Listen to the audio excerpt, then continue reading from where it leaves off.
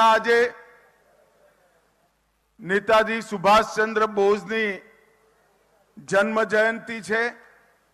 સૌથી પહેલા નેતાજીને પ્રણામ કરી મારી વાતની હું શરૂઆત કરું છું। નેતાજી સુભાષચંદ્ર બોઝ 1857 થી 1947 સુધીના 90 વર્ષના આઝાદીના સંગ્રામમાં ધ્રુવ તારાની જેમ સમગ્ર વિશ્વની અંદર ચમકતો ધ્રુવ તારો પૂરું જીવન અનેક માર્ગોથી આઝાદી માટે સમર્પિત કર્યું અને દુનિયાભરના દેશોના આઝાદીના સંગ્રામોનો જ્યારે ઇતિહાસ લખાશે એની અંદર કલકત્તાથી જર્મની સુધીની એમની લોંગ માર્ચ -42 ડિગ્રી ટેમ્પરેચરમાં પણ રશિયાથી પગે ચાલીને જર્મની પહોંચી સિંગાપોર આવી આઝાદ હિન્દ ફૌજ બનાવી અને ભારતને આઝાદ કરવાનો એક પ્રચંડ પુરુષાર્થ કર્યો। આજ નેતાજીની જન્મ જયંતિ છે। નેતાજી યુગો યુગો સુધી ભારતના યુવાનો માટે દેશભક્તિ, ચારિત્ર અને સમર્પણ આ ત્રણેય ગુણો માટે પથ પ્રદર્શક રહેવાના છે। નેતાજીને હું ફરીવાર પ્રણામ કરું છું।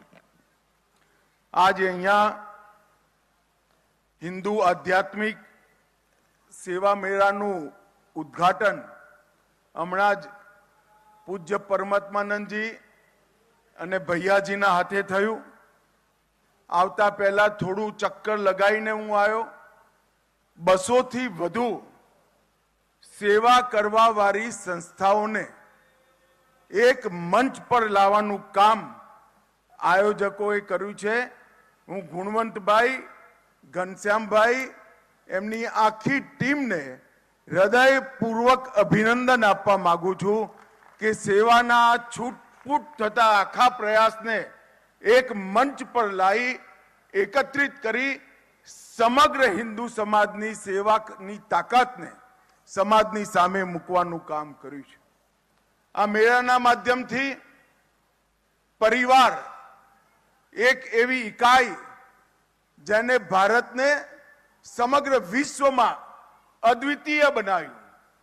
આપણું પરિવાર, આપણી પરિવારની સંસ્થા એને ભારતીય મૂલ્યો, હિન્દુ મૂલ્યોને આટલા હુમલા અને લાંબા ગુલામી કાળ પછી પણ સાચવવાનું કામ અગર કોઈએ કર્યું હોય તો આપણી પરિવાર સંસ્થાએ કર્યું છે।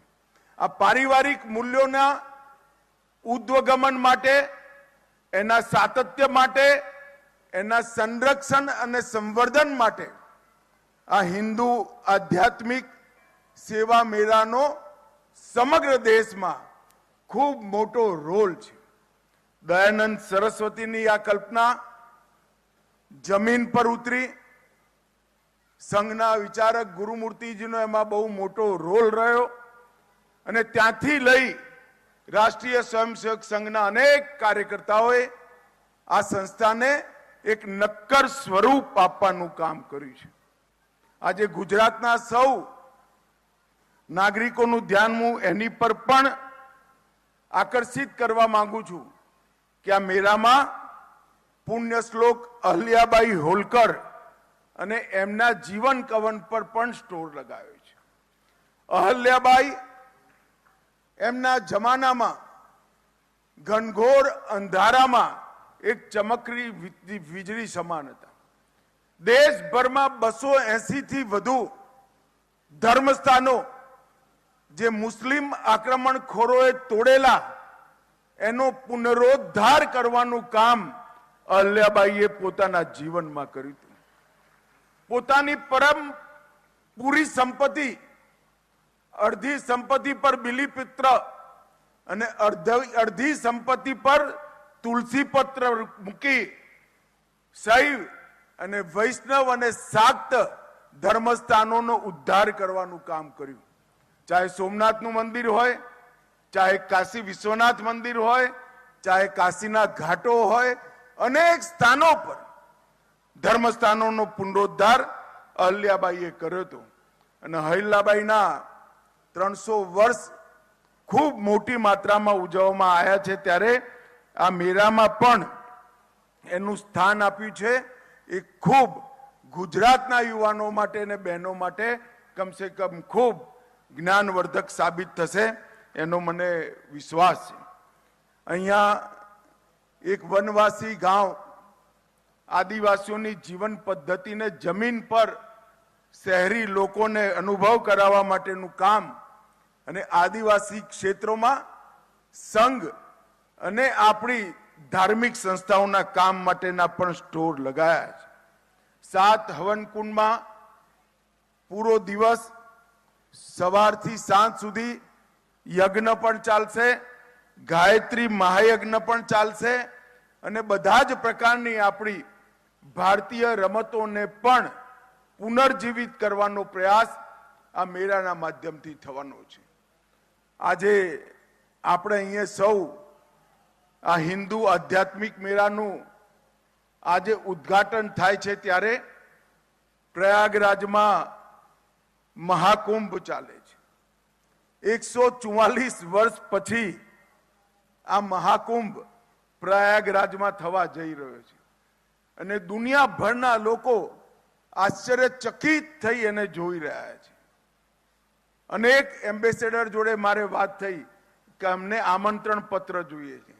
મેં એમને સમજાવ્યું કે કુંભ એવો મેળો છે જેની કોઈ નિમંત્રણ પત્રિકા જ નથી. ગ્રહોની સ્થિતિ આવતાની સાથે જ કરોડો લોકો આવે છે. એ લોકો આશ્ચર્યચકિત થઈ જાય છે. કોઈ નિમંત્રણ વગર 40 કરોડ લોકો એક જગ્યાએ આવે, વ્યવસ્થા કોણ કરે?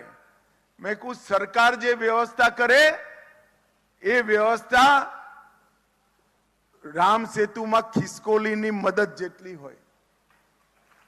સરકારી વ્યવસ્થાના આધાર પર આ કુંભ નથી ચાલતો.